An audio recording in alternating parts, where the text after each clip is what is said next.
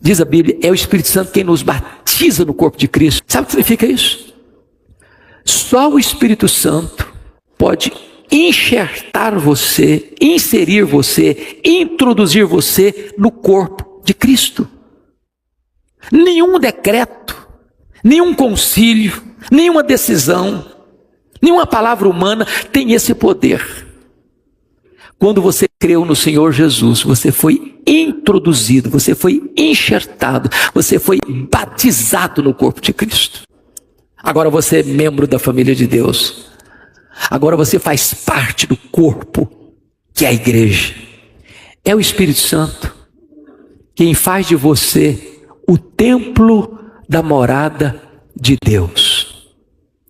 Irmãos amados, não conheço verdade mais impactante, mais sublime do que esta. Lá no Velho Testamento, sobretudo na caminhada do povo pelo deserto, o povo chega ao Sinai. Deus havia dito a Moisés lá na sarça ardente, que a prova de que Deus estava com ele é que o povo sairia do Egito e adoraria a Deus no Monte Sinai. Agora eles chegam no Monte Sinai e Deus se revela do monte. O monte treme, relâmpagos, trovões, voz de trombeta.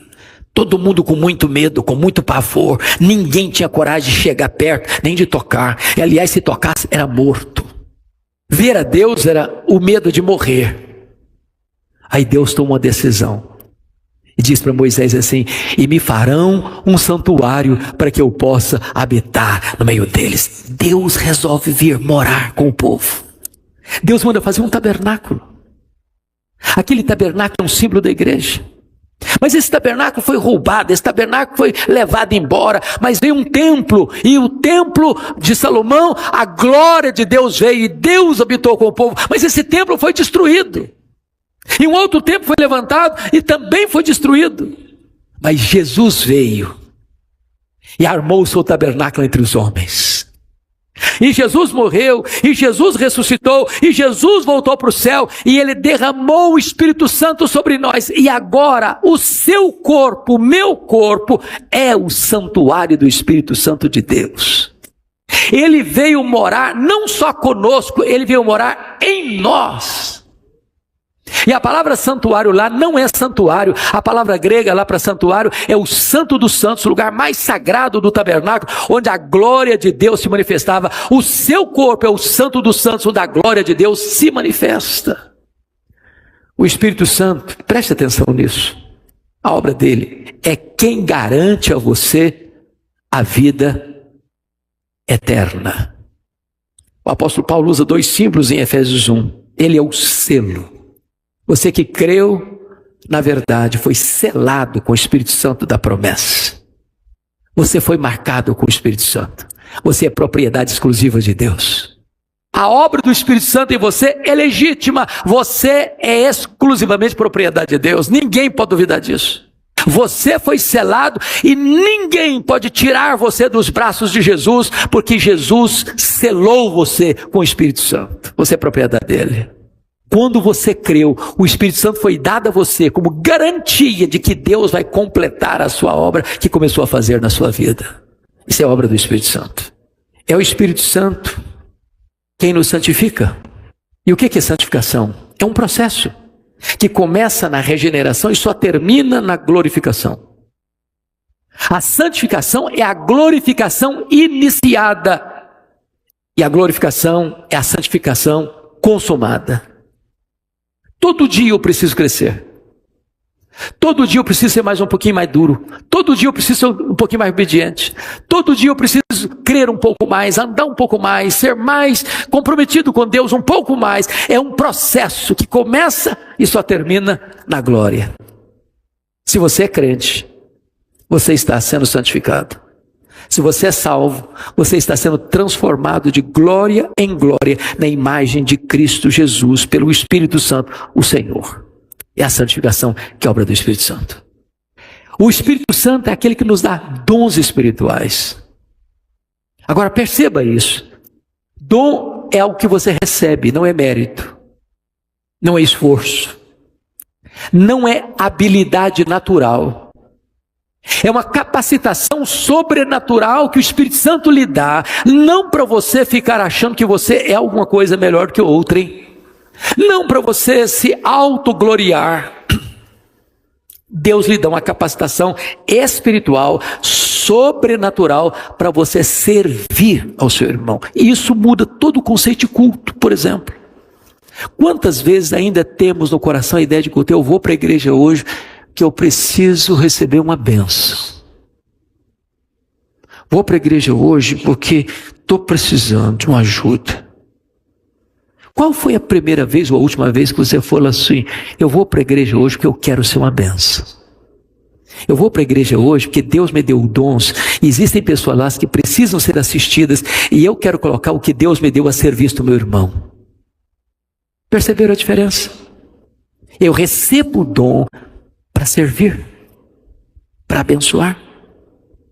E desta maneira, queridos irmãos, o Espírito Santo vai capacitando a igreja para realizar a obra. Mas mais do que isso, outra obra do Espírito Santo é que ele intercede por nós, em nós, ao Deus que está sobre nós. Já pensou nisso? Que o Espírito Santo está em você, orando por você, em você, ao Deus que está sobre você? Você encontra consolo maior que esse? Que o Espírito Santo intercede por você com gemidos inexprimíveis. E Deus, que sabe com a mente do Espírito, sabe que Ele ora por você, em você, é o Deus que está sobre você, afinado 100% com a boa, agradável e perfeita vontade de Deus. Eu não sei orar como convém, mas o Espírito Santo que está em mim, orando por mim, em mim, ao Deus que está sobre mim, Ele não desperdiça nenhuma das suas intercessões em meu favor. É que o Espírito Santo, meu amado, é a fonte de uma vida abundante.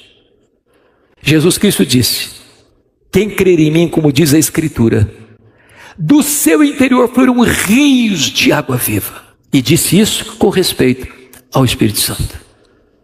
Não são gotas, não são córregos, não é um rio, são rios de água viva. Só o Espírito Santo pode conceder isso a você. E amém. Vida abundante. Eu quero concluir trazendo 3 alertas para você e para mim. O primeiro alerta está lá em Efésios 4:30. E não entristeçais o Espírito Santo de Deus. O Espírito Santo é uma pessoa. E quando você peca, o que é que você sente? Tristeza. Sabe por que você fica triste? Porque o Espírito Santo que está em você fica triste. Agora, por favor, preste atenção nisso. Se você está nesse auditório nos assistindo aqui, você cometeu uma transgressão, um pecado, e não sentiu nenhuma tristeza, nenhum pesar. Se as coisas já estão no piloto automático e você faz o que entristece a Deus e não está triste, põe a boca no pó. Você precisa de conversão. Toda pessoa convertida, ao pecar contra Deus, fica muito triste. E enquanto não confessa o seu pecado, enquanto não recebe o perdão de Deus, não tem paz no coração.